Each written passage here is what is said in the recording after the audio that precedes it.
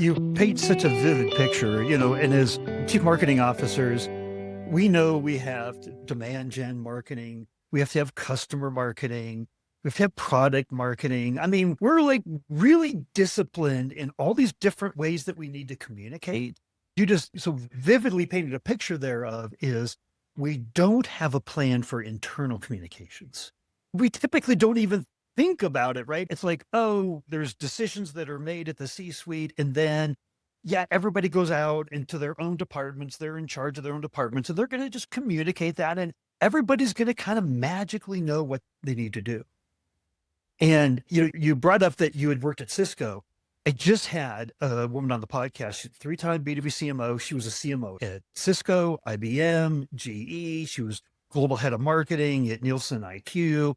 And she said, Steve, there's only one thing I want to talk about in your podcast. And I'm like, well, okay, what is that? Right. And she was like, the lack of execution.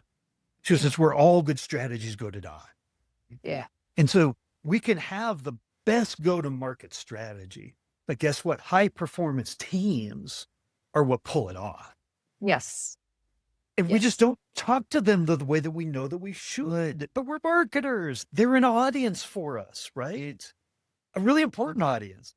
Yeah. I mean, I think, you brought up another critical piece of the top down versus bottoms up, right? And I think there is always that challenge also for a majority of the organizations where we make decisions at the C-suite, and it's on us as leaders to ensure that everybody is aware of what are our goals as a company and what does it mean for each of us, and what is our joint MBOs in terms of working with sales, working with products, working with customers, customer service, right? So all of these components that we are as marketers tied at the hip, right? In different ways.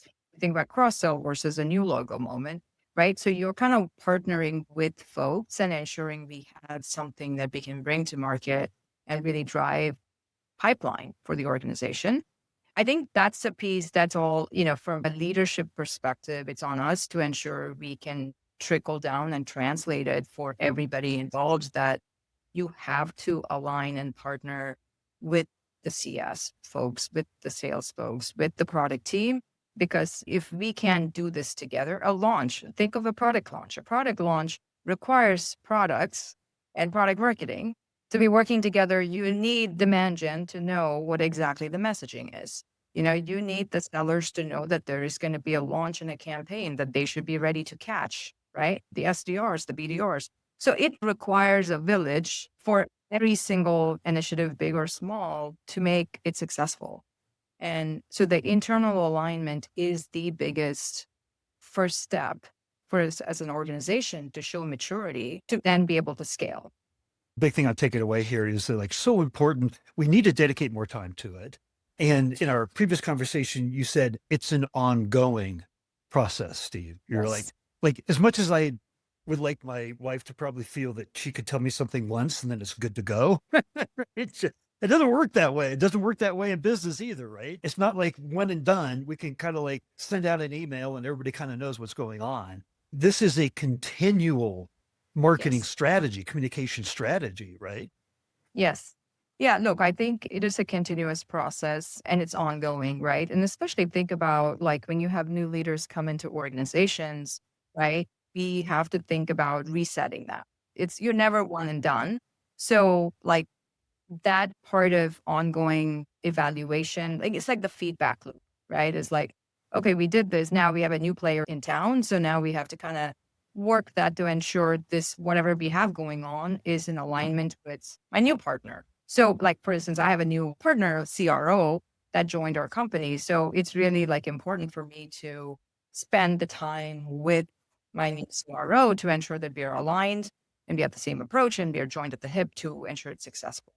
And, the other part I almost feel like is individually, each of us is not, I think of the orchestra analogy always.